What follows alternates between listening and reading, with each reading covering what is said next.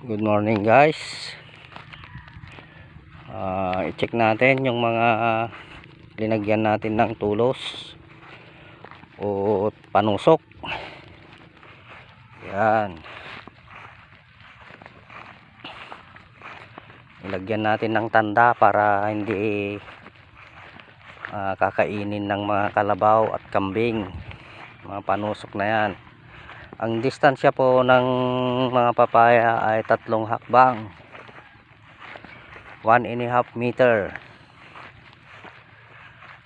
o mga 2 o kaya ay 2 metro.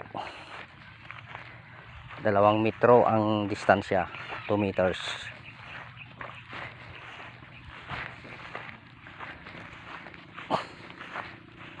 Yan ang mga nilagyan natin ng panusok para hindi masira. Yan o. Dito lang sa malapit sa mga bahay-bahayan para madaling makakuha ng mga bunga. Pag namunga na, dito yung mga libreng gulay mga kapatid. Lahat ng mga tinatanim ko ay libre. Libreng gulay sa habang buhay. Yan ang programa natin. Yan lang po. Maraming salamat.